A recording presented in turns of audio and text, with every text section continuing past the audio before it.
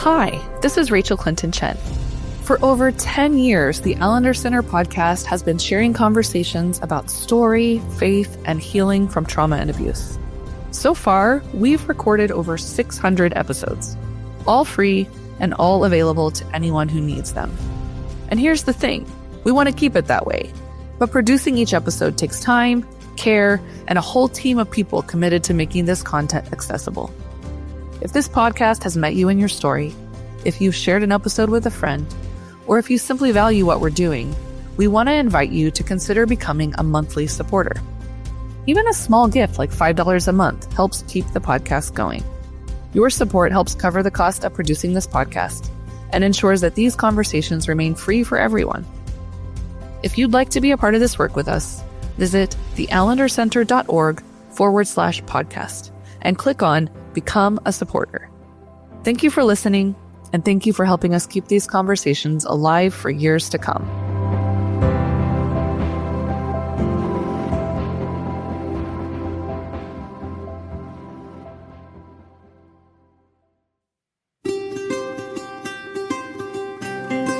Thank you for listening to the Allender Center podcast. I'm Dr. Dan Allender. And I'm Rachael Clinton Chen. We're fiercely committed to providing hope and healing to a fragmented world. And restoration for the heart. Thank you for joining us. Let's get this conversation started.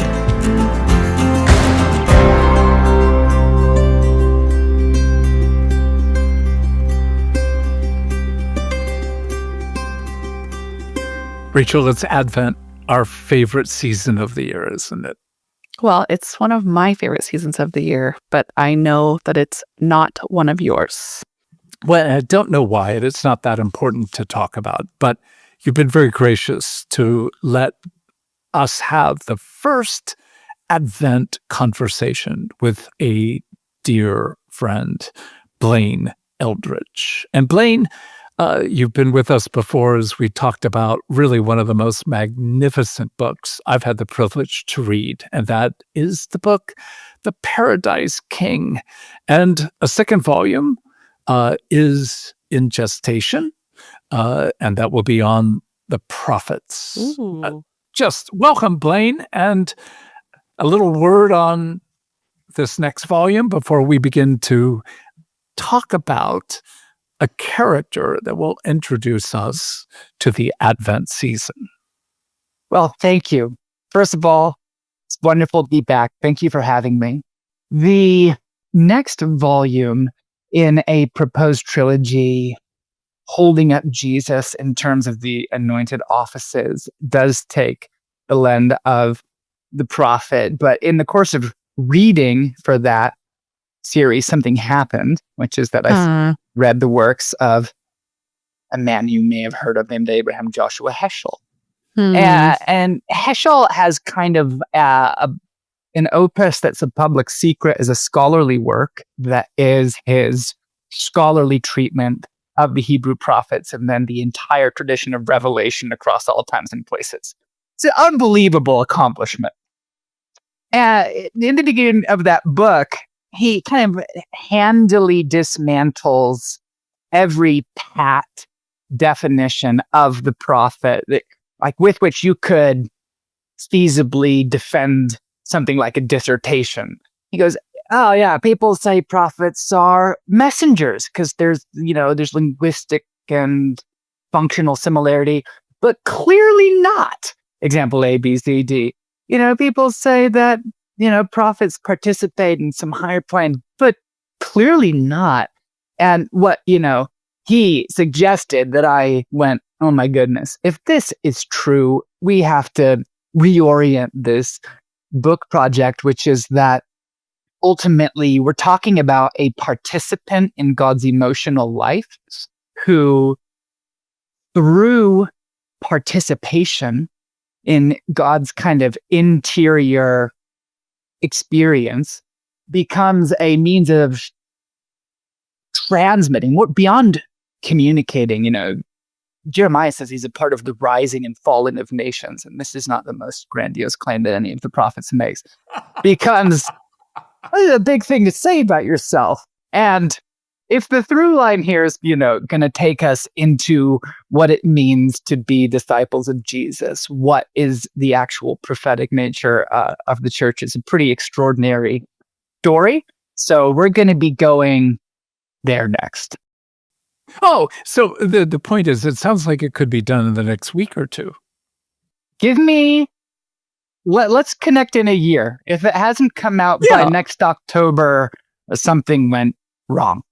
Well, it is a gift. And, there are series that people watch on Netflix and then they don't come back on until a year and a half later. So it is one of those deeply worth waiting for enterprises. But today, we get to talk about a different kind of prophetic figure, to talk about the nature of Advent.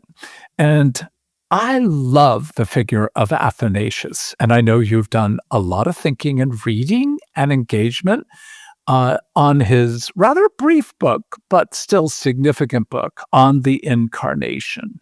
So as we talk about Advent, we're talking about the incarnation, about the presence of God in human flesh. And as human, there is a deep, radical disruption of all things that he has become us. So tell us why you think Athanasius is such a great way to begin talking about Advent. Yeah, it's a wonderful question. Athanasius is from the crisis in Christianity in the 4th century. And he really is too big to neatly introduce. I was teaching on Athanasius, and I said, if you were just to list a highlight reel of his career, you would have to include things like he's going to be exiled 5 times by 4 emperors. He's going to have a 45-year bishopric leading a faithful element in the church during, the great theological and political crisis of the Constantinian Revolution. He's going to occasion multiple synods. If this guy shows up on a continent, there's going to be some kind of political emergency within a week, within a month. He's exiled sometimes up in Germany. Sometimes he's in what is now Bulgaria. He's in Phoenicia. He's in Turkey. He's in North Africa. He is the close friend and then the mortal enemy of first one and then a successor pope. People like Edward Gibbon, the great historian of the Roman Empire, who was a enthusiastic critic of Christianity, thought that Athanasius should have succeeded Constantine I as the Roman emperor.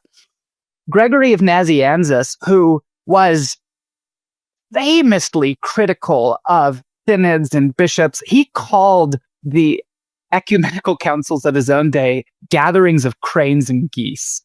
But when he wrote about Athanasius, he said, when you write about this man, you have to have in mind, here's his quote, men like Enoch, Noah, Abraham, Isaac, Jacob, the 12 patriarchs, Moses, Aaron, and Joshua. Then he says, with some of these Athanasius vied, by some he was slightly excelled, and others, if it is not bold to say so, he surpassed.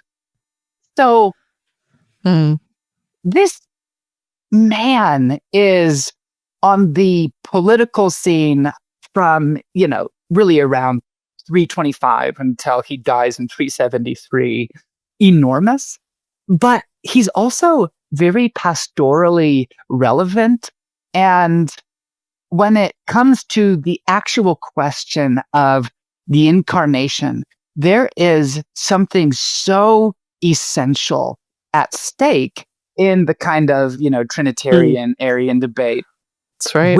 Which is, for God to become human, does humanity have to be engulfed? Meaning, for Christ to increase in your life, do you have to increase? Is God in his otherness competing for space with his creation in the incarnation, or is something else being displayed that would be really hopeful if it were true? So there would be a brief hook. This is who we're talking about. Oh, we're talking about a dude. We are talking about the kind of human being that centuries may go by without someone quite like this. So let's just set part of the adversarial context. He is theologically, biblically standing against a figure by the name of Arius. And Arius and his crew, again, I'm putting it too simplistically, but fundamentally believe Jesus is worthy to be worshiped, but he was begotten. He was created, the first of creation, the most beautiful of creation, but he wasn't God. And in some sense, the rulers of that day thought that was a preferable theological stance to take to what Athanasius was beginning to develop in his understanding. And it's important to hear that the Trinity didn't come to its full clarity for the church until, in some sense, the Council of Nicaea, which Athanasius was a very crucial part of being able to play. So, given what I just began, why was this war between Athanasius, Arius, and the political powers of that day preferring Arius to Athanasius? Yeah, a subordinate Christ is politically expedient for reasons that may become clear in the course of this conversation. There's a note we have to add at the beginning, though, because it's something that Athanasius himself said. And he has this fascinating concluding paragraph On the Incarnation, where he says, understanding the saints is like understanding the scriptures. To understand the saints, you have to become a saint. To understand the scriptures, you have to be filled with and be taking on the very nature of God. It's helpful to name because if you get on the internet and start exploring the sort of competing opinions regarding this and that in this time, there's a very cynical posture that frames Athanasius's life as a conflict between overlapping power systems and their relationship with the empire.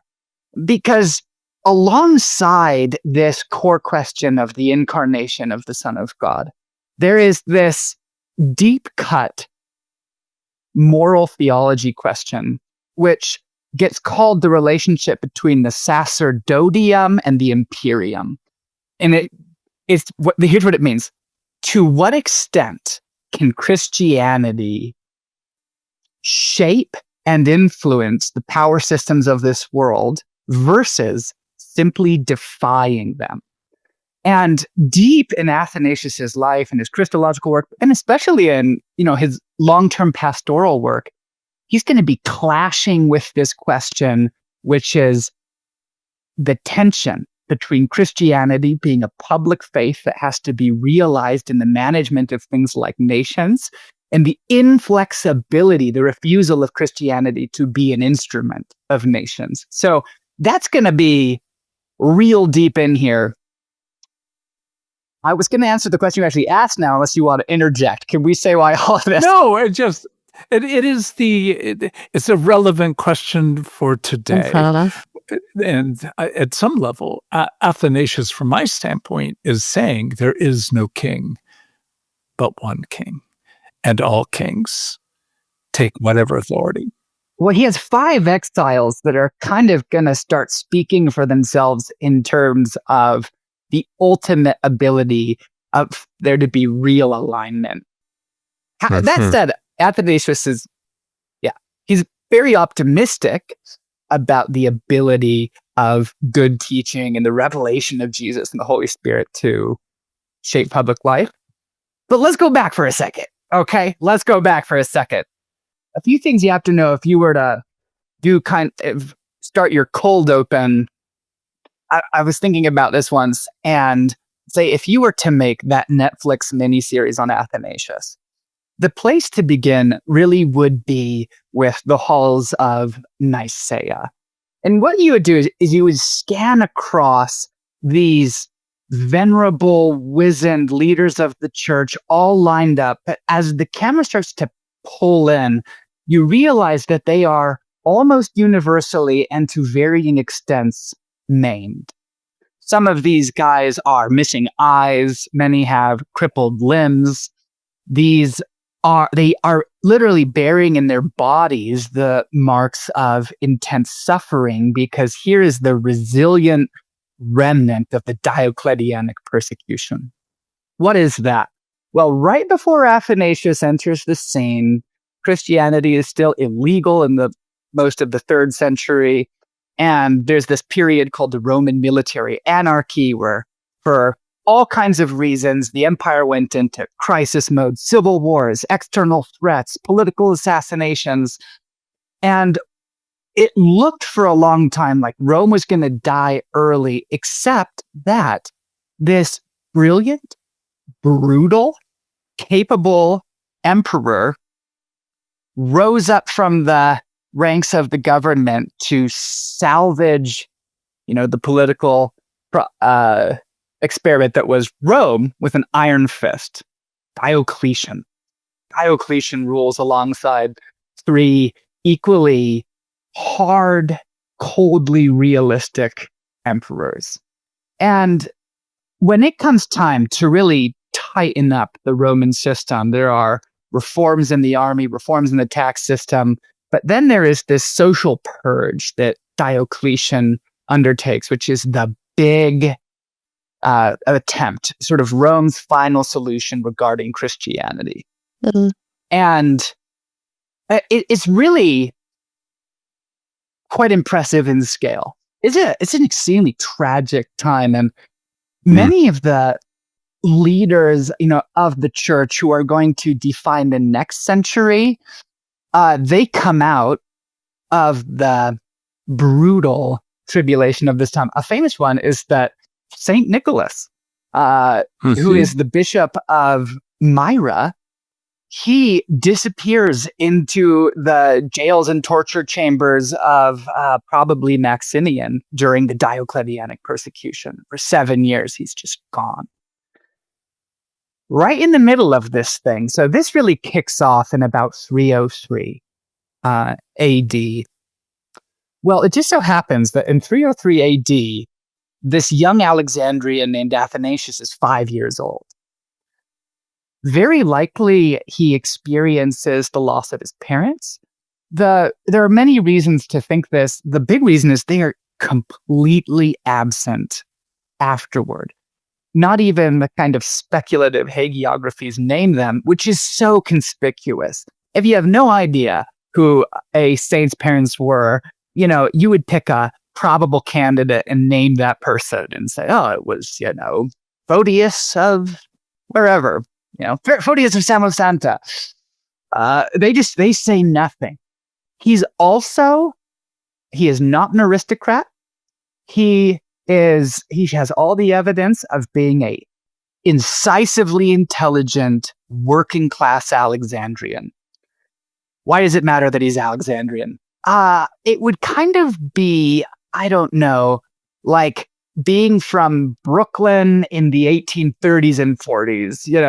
You go, oh, this kid is growing up in an explosive, a violent, influential, rich, divided city. So the last thing, that happens in Alexandria before Athanasius really appears is that the bishop of Alexandria, who really is, even before Christianity is legal, one of the most influential people in the Mediterranean world, is martyred brutally.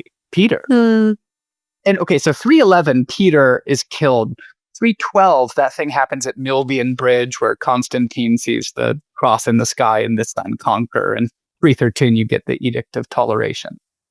You can imagine a passionate, smart, almost street dog of a disciple of Jesus, coming of age with these controversies that are theological brewing just below the surface, that are getting worked out in real time in political betrayal, in expedient conversion, in neighborhoods coming apart, so that when Christianity is finally legalized and really people start ranging around for competent leaders to manage to facilitate some kind of a healing project for Christians in the Roman Empire, here's young Athanasius.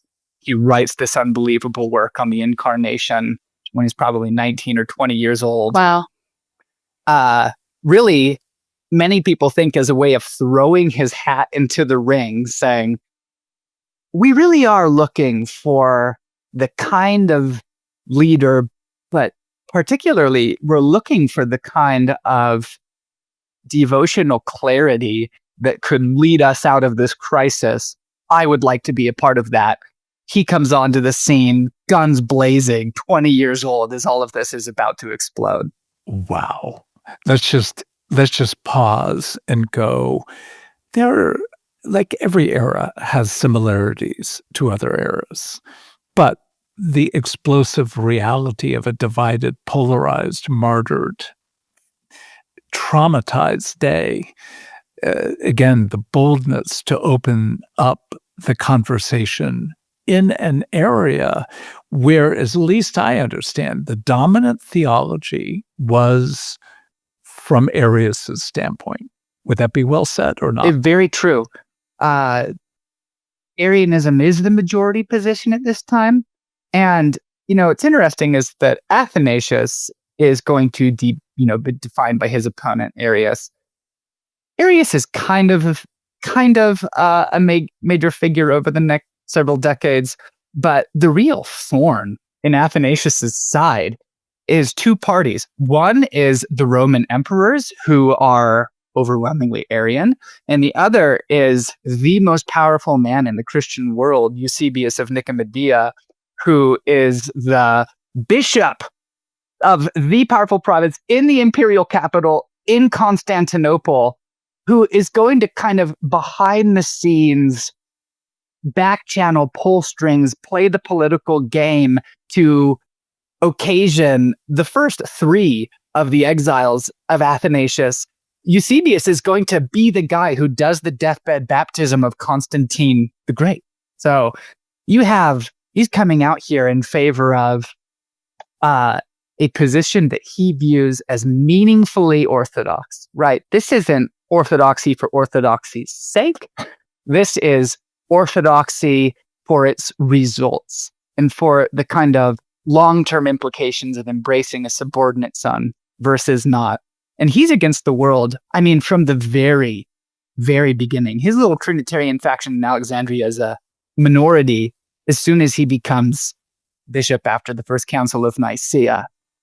Well, I think I find myself going, okay, look, for those listening, I hope you're as fascinated as I am, because this is making me want to deep dive in church history in a way I haven't felt in a long time. So I just want to say thank you for being such a compelling storyteller who's like setting a scene that really matters, right? Like the context changes everything. Like you can study theology and these ideas, and these philosophies, and kind of get into the I love how you just said like these arguments that we think they're just kind of like about ideas, but that sense of like a meaningful orthodoxy would say to me, there's a lot at stake if we get this wrong. At a time when Christianity is moving from the margins to like the seat of power. So I would just be curious to hear from you, Blaine, like what's at stake, like in this meaningful orthodoxical, is that a word? Battle, so to speak. It is now. It's beautiful. Yeah, it is the question. It's the right question, is what's at stake? I think because many of us quite understandably have been turned off by a certain kind of insignificant theological debate. This is not one of those. And this is, you overhear these things if you wind up in places like seminary. I'm really passionate.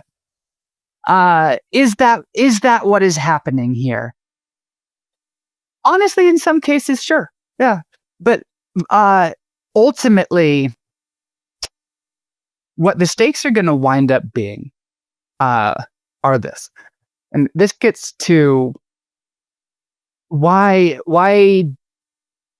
does Constantius the emperor, why does Constans to a varying degree, like, why do the successors of Constantine prefer Arianism? Besides the fact that most people are Arian, so, you can say, is there a kind of economic and political incentive here, which is just, this is what most people are. The most powerful men in the empire are this thing. This should be the orthodox position. But secondarily, it's going to allow a separation between God and his creation that is very, very useful if you happen to be a human ruler. So it works things like this. So Constantine, early on, he's trying to broker a kind of peace treaty between factions within Christianity. And he is trying to basically propose a solution for an imperial faith that's acceptable to the leaders of Christianity. And what he says is, I do not retain for myself the ability to judge matters of doctrine or church discipline. You're going to find emperors much later saying, your proper domain is the governance of souls. You go, okay, that kind of sounds good. Where is this going? And he goes, but I retain for myself the management of men's bodies, and I also retain for myself the authority to decide which of the gatherings of bishops on matters of doctrine were legal and legitimate. It's again brilliantly, kind of diabolically brilliant. Like, if you're an emperor, that's a pretty good plan. How does that relate to your Christology? Well, it works. It works if the real penetration of God into the human experience is never fully possible. Therefore, there's going to be this permanently retained domain of political management when it comes to the transformation of the human being. Okay? And you can just imagine, this sounds really good because Christ is this subordinate first creation of God, means that we're not violating the distance between God and his creation. And it also means, as we said at the beginning, this is hundreds of years, about 100 actually years later, 150 years later, this is going to be finally resolved at Chalcedon. But they're going to say, for God to in any meaningful way to increase inside a person's life, they would have to become less. Interestingly enough, this view survives often in the way that people talk about their will and God's will. And that's not the only place, right? But that whole, like, I don't want my way in this, like, I just want God's way. But what if that's not what God wants? What if actually he's not threatened by you fully possessing a will with which you can meet him as an invited kind of dance partner in determining your future? What if Christ's increase in you is going to result in the simultaneous increase in you? What if this whole separation of the divine from the natural is untrue? Well, it's a really big problem. It's a really big problem if you are an emperor, because you're never going to get the religious authorities to agree to your proper domain of engagement. They're never fully going to give over, you know what? Yeah, you should sort of engineer a safe society because that's the proper domain of an earthly authority. They're always going to be pushing back on you for that territory, going, actually, our plan is the formation of Christ and people, back to the end of on the incarnation. It's not for nothing that On the incarnation, the last paragraphs are not about the incarnation of the Son of God. They're about becoming a saint. They're about the transformation of the person into the likeness of Christ while retaining their self. So I think you can kind of see a little bit how this represents a major political challenge if you're going to dig your heels in on this point of the compatibility, the covenantal accessibility of God and his creation. Well, and can I just add to that? And if part of maintaining an empire is still having hierarchy of human worthiness, this also changes everything. We know this, it's in our doctrine, right? Like, it is a dismantling of all false binaries and any kind of hierarchies of supremacy of who has more rights. Like, if what you're saying is true, and like God's presence with us not only increases our connection to the divine, breaks down the separation, but also like increases our humanity and our belovedness and what we're meant for. That's problematic if you're trying to maintain systems that say some people are less and other people are more. Like, that's going to directly push against that. You kind of hit the nail on the head, because this is the big deal and the problem, which is that if Jesus has taken to himself a fully human nature without somehow subordinating his status as being, the fully God of the same substance, homoousios as the Father. And then he's taken in the ascension, right? He's taken humanity and anchored it at the center of the Godhead. Well, whose humanity? Whose humanity has Jesus anchored in the very center of the Trinity? Everybody's. This is one of the proper theological conditions for universally acknowledging the image of God in all people. This is that, you're going to get Basil and others saying later on that God became man, that man might become God. This is this universal case for the inclusion of all people in this salvation project. So it's a real big deal. It absolutely disrupts all power structures and invites a person into a level of integrity that comes by the presence of the living God within them. So when we talk about the incarnation, we can't help but talk about, to some degree, Athanasius's view of deification. Is that a fair sentence? It's the consequences of his vision of the incarnation. Yeah. Talk a little bit about his view of deification. Athanasius is really interesting on this. And again, his sort of on the incarnation is his earliest work. It is one of his greatest work. A lot of his theological working out of these things over time is going to take shape in these. They're called the festal letters. It's the job of the Bishop of Alexandria after the Council of Nicaea to pick the date for Easter based on, the rising and setting of certain moons, and to like make that date known.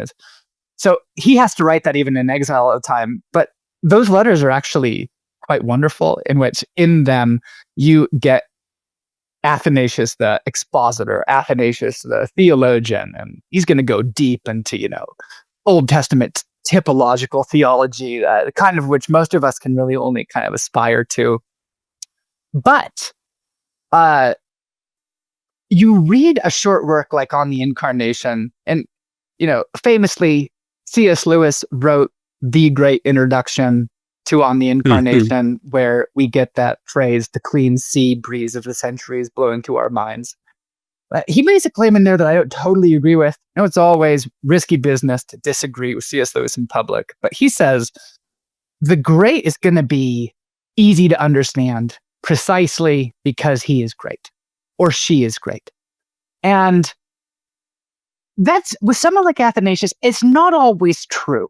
You read On the Incarnation, you can read it in an hour and a half. If you have a strong cup of coffee and quiet, utter silence, you might be able to get through it, because he's gonna frame major theological principles in terms of these offhanded, language that really is the language of Greek philosophy, asides. So, for example, he is going to say in the beginning of that work, for the more he is mocked among the unbelieving, the more Jesus is mocked among the unbelieving, the more witness does he give of his own Godhead, inasmuch as he not only himself demonstrates as possible what men mistake thinking impossible, but what men deride as unseemly, this by his own goodness he clothes with seemliness, and what men in their conceit of wisdom laugh at as merely human, he by his own power demonstrates to be divine. That's a beautiful idea, Athanasius. Wait, let's slow down and zero in on that, where Athanasius is going to be deeply invested in the down-to-earthness, the simplicity, the humanity of Christ in his incarnation.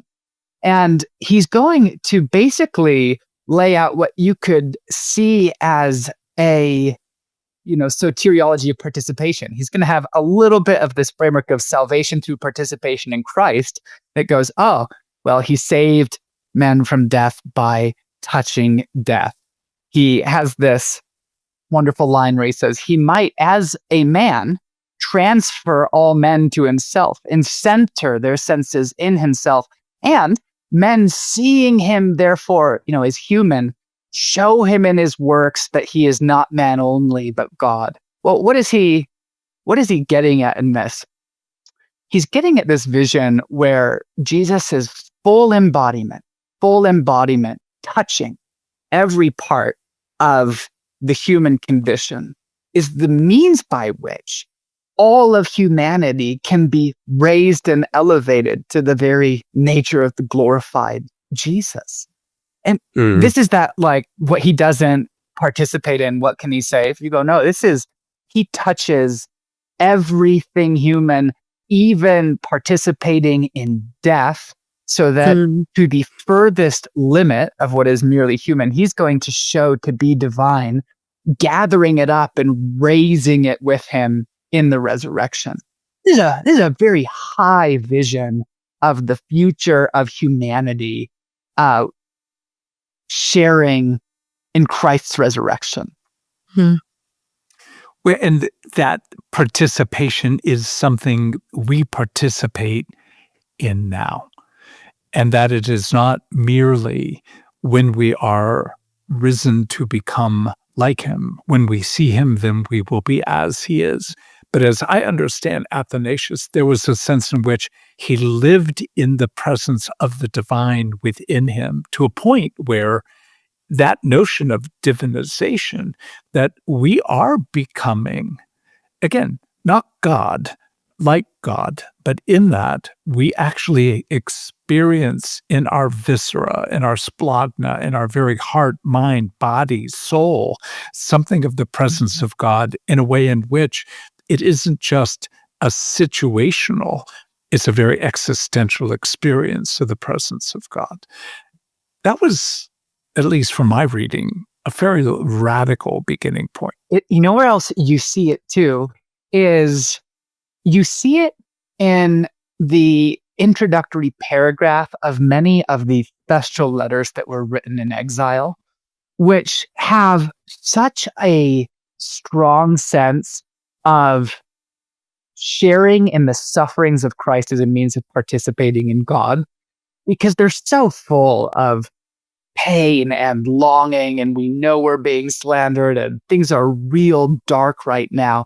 But then he's going to make this turn, which is, nevertheless, let us keep the feast. Like, I can joyfully announce to you the most holy of occasions are coming together to celebrate the resurrection, which, as you were saying, indicates in Athanasius,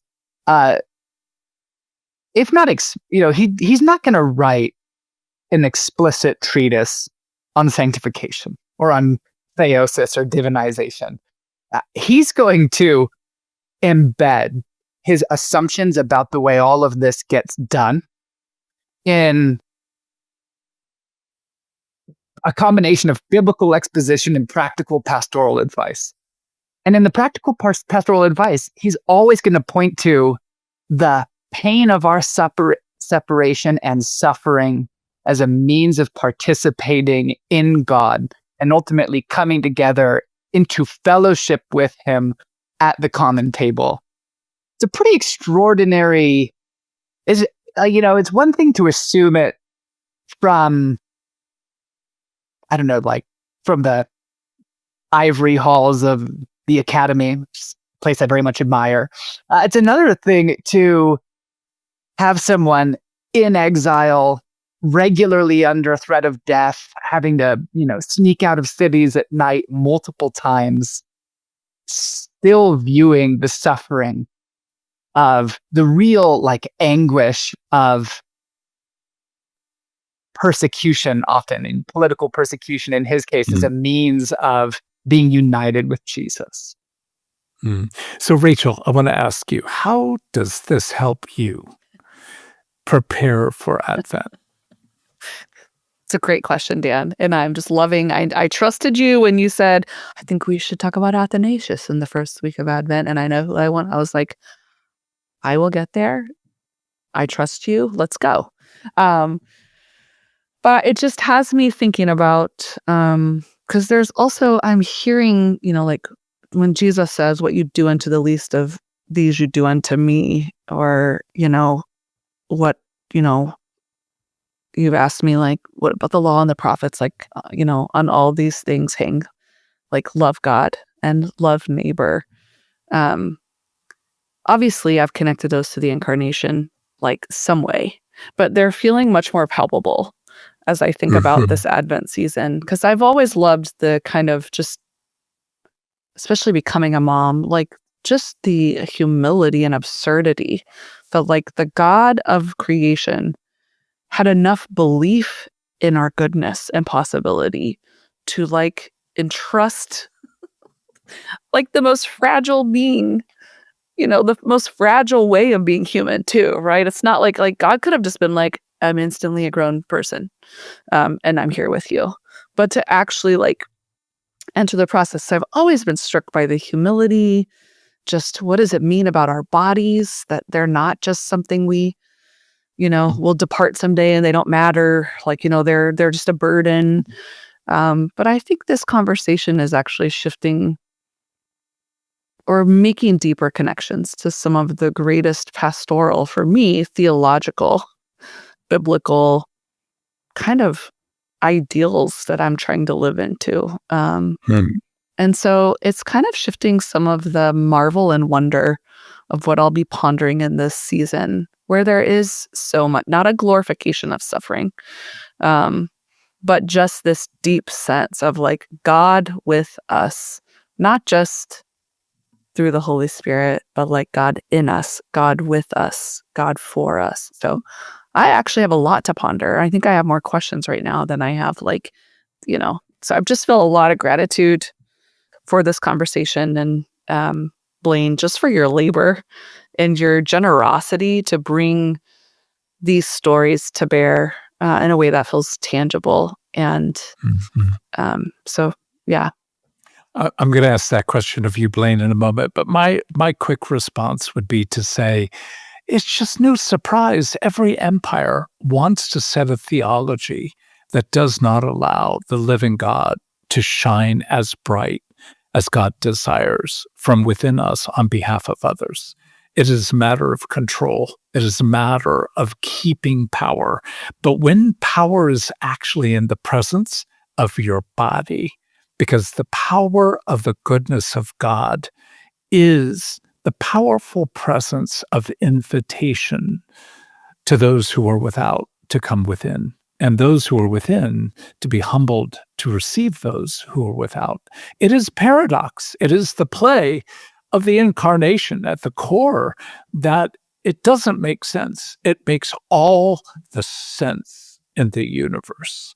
And for you, Blaine, how does this prepare your lovely heart for Advent? I'm grateful for your reflections. Thank you both.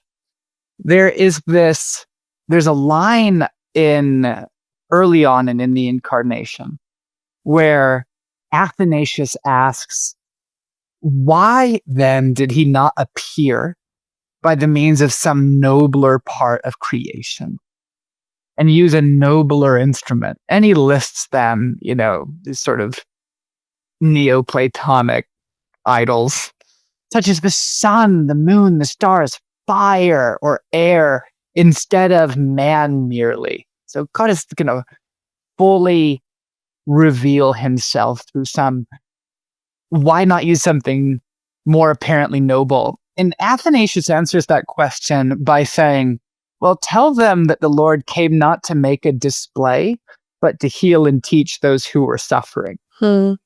And there's something pretty extraordinary contemplating the humility of the incarnation, the depth of the descent of the incarnation, which is the beginning of God going all the way down to the uttermost depths of hell. In the humility of that, there is a pretty extraordinary invitation, which Athanasius was just naming. Why did he do it?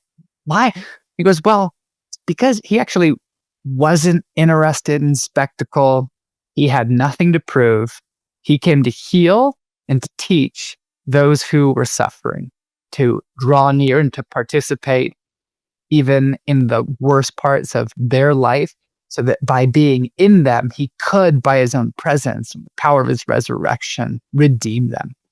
So thinking about Athanasius and the incarnation, but wow, what you're seeing in the baby in Bethlehem is the kind, as he's coming to obviously shake empires and rule heaven and earth, but he's also coming with a simplicity of care to those who need him to heal, which is apparent in the way that he takes on humanity.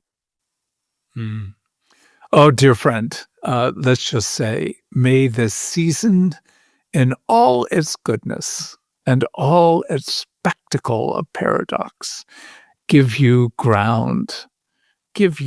ground to write more of the book that I want to read before October. Amen. But may it also be, again, a sweet season to allow your heart to be captured in the arms of the one who delights in you.